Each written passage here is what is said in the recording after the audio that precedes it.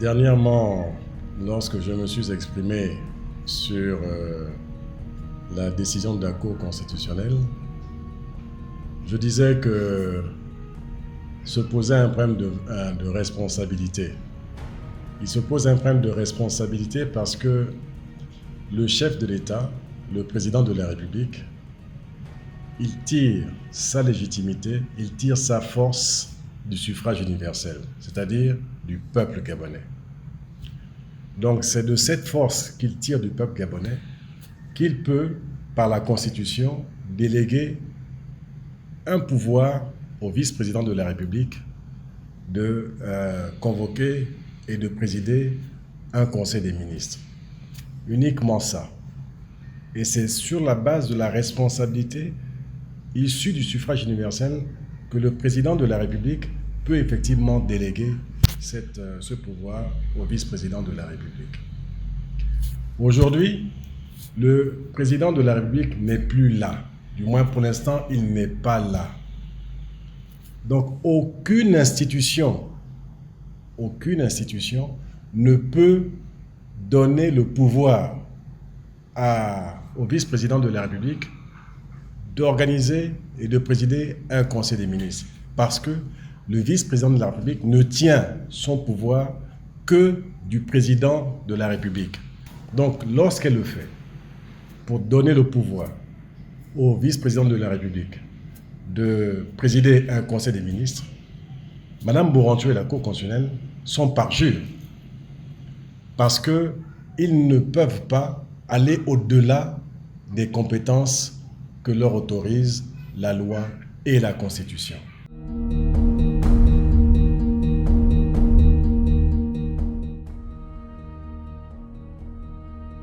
Mais Mme Burancho nous a dit que c'était une décision provisoire. C'était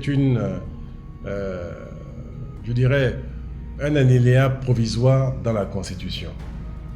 Mais déjà, première chose, la Cour constitutionnelle n'a pas le droit de réviser la Constitution. La Constitution, c'est la mère des lois. La Constitution, c'est le peuple gabonais, directement par le référendum ou bien par ses représentants, le Parlement, qui définit les règles qui vont constituer la République. Comment nous devons nous comporter dans la République, c'est le peuple qui décide, soit à travers le référendum, soit à travers les membres du Parlement. Or, aujourd'hui, la Cour constitutionnelle s'est substituée au peuple, elle s'est substituée aux représentants du peuple en allant mettre une disposition, dit-elle, provisoire dans la Constitution. Ça n'existe nulle part. Il n'y a pas une disposition qu'on peut dire provisoire et puis demain, on va venir la changer au gré des circonstances.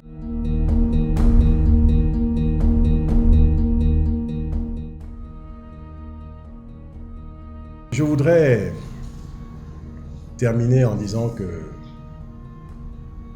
ce problème, en fait, dans le fond, nous emmène à nous poser de vraies questions. Le problème de savoir qui gère le Gabon aujourd'hui, c'est aussi et surtout le problème de savoir jusqu'à quand un groupe, un clan, un homme ou une famille va monopoliser le pouvoir dans ce pays. Parce que ce qui se passe aujourd'hui, c'est simplement un problème de conservation du pouvoir. Si M. Ali Bongo Ondimba est effectivement malade, donc ne pouvant pas assurer sa fonction, ceux qui sont là aujourd'hui ne veulent pas perdre ce pouvoir et font tout jusqu'à triturer la Constitution pour ne pas perdre le pouvoir. Nous l'avons déjà vécu en 2009. Nous l'avons vécu en 2016. Est-ce que nous devons continuer à gérer le Gabon au gré des humeurs de ceux-là qui veulent conserver le pouvoir sans tenir compte de la volonté du peuple gabonais? C'est une vraie question. Et nous ne pouvons pas continuer à gérer le Gabon de cette manière. Seul le peuple gabonais peut décider de qui doit être à la tête de l'État. Seul le peuple gabonais. Ce n'est pas une cour constitutionnelle, ce n'est pas un clan quelque part qui va décider de qui sera la tête du Gabon.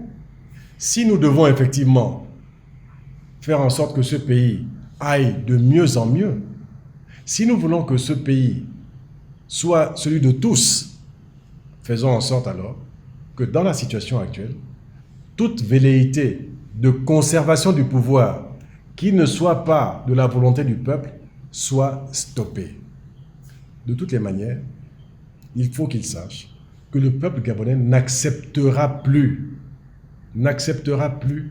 de voir que ce qu'il aura décidé par le biais de l'élection soit refusé ou enlevé quelque part dans une cour ou dans une administration pour que nous mettions à la place quelqu'un qu'ils n'ont pas élu.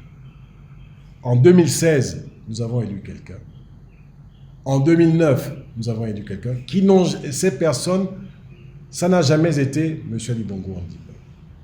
Mais la Cour constitutionnelle est venue nous dire le contraire en nous imposant le candidat de l'époque, M. Ali Bongo Ondimba. Nous n'allons plus l'accepter cette fois-ci. Les Gabonais, je pense, sont suffisamment éveillés, ont suffisamment compris et nous l'ont montré dernièrement lors des élections législatives et locales.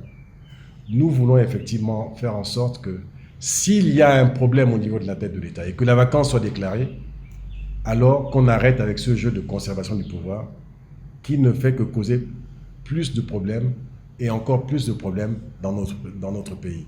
Le Gabon d'aujourd'hui n'est plus le Gabon d'hier. Le Gabon d'aujourd'hui qui est en train de mourir, les Gabonais n'en veulent plus. Ils veulent retrouver leur pays, ils veulent restaurer leur pays et non pas simplement tomber dans les travers de ce que cette cour et les autres clans qui veulent conserver le pouvoir nous emmènent à observer tous les jours. C'est terminé, cette période est terminée, nous voulons effectivement passer à autre chose, tourner la page pour que le Gabon puisse effectivement se relever.